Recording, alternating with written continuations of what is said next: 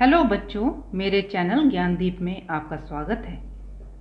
पिछले वीडियो में सूरज का इंतज़ार का जो पहला भाग हम लोग पढ़े थे, आज सूरज का इंतज़ार का दूसरा भाग हम पढ़ेंगे। अरे, तुम तो बड़ी जल्दी खाना खा आए मोनिया। मोहनदास के दोस्त बोलते हैं, अरे मोनिया, तुम तो बहुत जल्दी खाना खाकर आ गए। मोहनदास, खाकर नहीं, छिपाकर आया हूँ। वो बोलता है, खाकर नहीं आया हूँ, मैं छिपा कर आया हूँ खाना। बालक एक, उसके दोस्त बोलते हैं, क्यों? मोहनदास, माता जी ने 3 दिनों से कुछ नहीं खाया और मैं यह जानते हुए भी खाता हूँ तो अच्छा नहीं लगता। बोलता, मेरी माँ तो 3 दिन से नहीं खाई है और मैं खाता हूँ तो मुझे अच्छा नहीं लगता, इसलिए मैं नहीं खाया, उसे छिपा कर आ गया।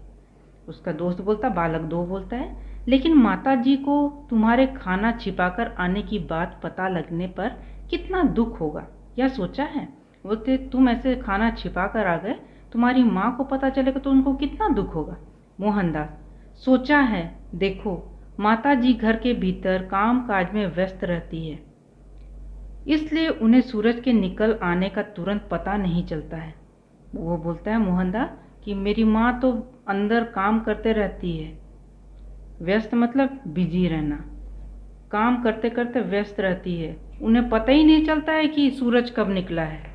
हम लोग अपना यह खेल छोड़कर बादलों के पीछे छिपे सूरज पर नज़र रखते हैं।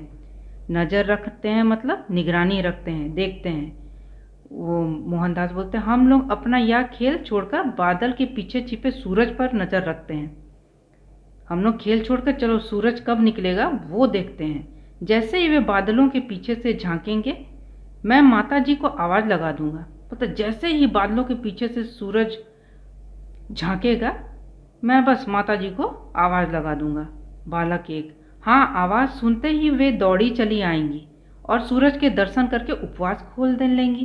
बोलता, हाँ, तुम्हारी आवाज़ सुन के वे दौड़ी चली आएंगी और जब सूरज को देख लेंगी तो वो उपवास तोड़ देंगे और खाना खा लेगी। मोहनदास, फिर मैं भी छिपा कर रखे अपने भोजन को लेकर उनके सामने जा बैठूंगा। बोलते, फिर मैंने जो भोजन छिपाया है उसे मैं भी निकाल कर अपनी माँ के साथ बैठकर खाना खा लूँगा। मैं समझता हूँ तब वे मुझ पर नाराज़ नहीं होंगी। तब मेरी माता जी मुझ पर नाराज़ नहीं होंगी कि मैंने खाना क्यों छिपाया। बालक दो, लेकिन समझ तो जाएगी ही कि मोनिया अब उनके साथ चालाकी करने लगा है। उसका दोस्त बोलता है, लेकिन ये जरूर समझ जाएगी कि मोनिया अपनी माँ के साथ चालाकी करने लगा है। मोहनदास, इस बहस को छोड़ो और बादलों के पीछे छिपे सूरज पर नजर गड़ाओ।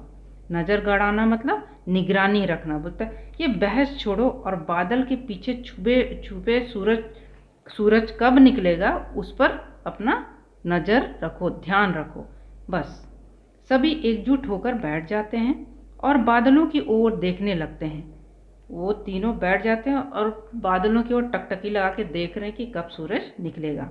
एकाएक बालक एक उछलकर खड़ा हो जाता है। एकाएक बालक एक, उसका दोस्त मोहनदास का, उछलकर खड़ा हो जाता है जैसे उसने कुछ देख लिया हो खुशी से।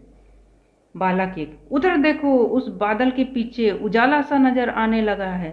वो बोलता है, अरे उधर देखो, उस बादल के पीछे उजाला सा कुछ नजर आने लगा है, रोशनी आ रही है। बालक दो, हाँ, उस काले बादल का पेट फाड़कर सूरज प्रकट होने ही वाला है। दूसरा बोलता है, दोस्त बोलता है, अरे बादल के पेट फाड़कर सूरज निकल रहा है, देखो। बालक एक, मोनिया, तू माता जी को आवाज लगा, घर से निकलकर यहाँ पहुँचने तक सूरज पूरी तरह बाहर आ चुका होगा। उसका दोस्त बोलता है, मुनिया, तुम माता जी को आवाज लगाओ, घर से जब तक तेरी माता जी निकलेगी ना तो सूरज भी बाहर निकल जाएगा। मोहनदास, नहीं भाई, जब तक सूरज को खुद मैं ही ना देख लूं तब तक माता जी को आवाज नहीं लगा सकता। इस थोड़े से उजाले को देखकर वे नहीं मानेंगे। बोलते, जब तक मैं सूरज को अच्छी तरह नहीं देख लूं तो माता जी को नहीं आवाज लगा सकता, नहीं बुला सकता। ये थोड़ा सा सूरज का रोशनी देख के वो नहीं मानेंगे। तभी बालक एक व बालक दो किलक कर उछल पड़ते हैं। किलक कर मतलब एकदम खुशी से, प्रसन्नता से उछल पड़ते हैं।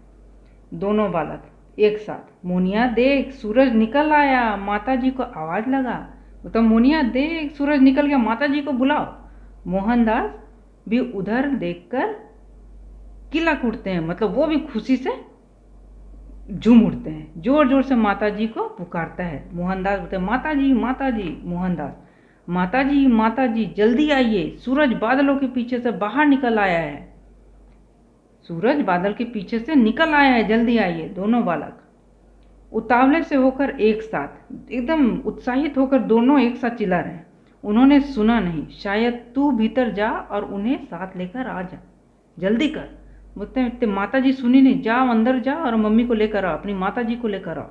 मोहनदास भागकर अंदर जाता है और हाथ पकड़कर अपनी माता पुतलीबाई को खींचता हुआ बाहर लाता है। मोहनदास अंदर जाता है और अपनी माँ को खींचते हुए बाहर लाता है। मोहनदास देखो माता जी, पूरे 3 दिन बाद आज दर्शन दिए हैं सूरज ने। वो तो माता जी पूरे 3 दिन बाद आज सूरज ने दर्शन दिए हैं। पुतलीबाई बादलों की ओर देखती है, कहाँ है सूरज मोनिया? मुझे तो हल्का सा उजाला भी नजर नहीं आ रहा है। वो तो मोनिया सूरज कहाँ है? उजाला भी नजर नहीं आ रहा है। मोहनदास उदास स्वर में, काले बादलों ने इतनी सी देर में उन्हें दोबारा ढक लिया। हम सब ने आपको बड़ी आवाजें लगाई, गलती मेरी है, मुझे पहले ही जाकर आपको बुला लाना था। बोलते इतनी आवाजें लगाई, आप नहीं आई, मेरी ही गलती है, पहले से ही आपको बुला लेते तो आप सूरज को देख पाती। पुतलीबाई कोई बात नहीं, भोजन आज भी भाग्य में नहीं है, चलकर काम में लगती हूँ। बोलते कोई बात नहीं, आज मैं भोजन नहीं करूँगी, जा रही हूँ अपना काम करूँगी। वापस जाने लगती है, 2 कदम चलकर रुक जाती है, पलटकर मोहन के निकट आती है और उसे गले से लगा लेती है।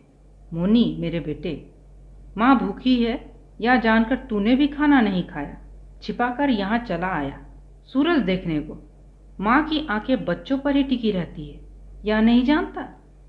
उसकी माँ बोलती है तुम खाना छिपाकर आ गया, सोचा तेरी माँ नहीं जानेगी, लेकिन मेरा नज़र तुम पे ही टिका रहता, तुम क्या करता है क्या नहीं करता सब मैं जानती हूँ, तुम्हारे पास नहीं रहते तो क्या, सब जानते तुम क्या करता है क्या नहीं।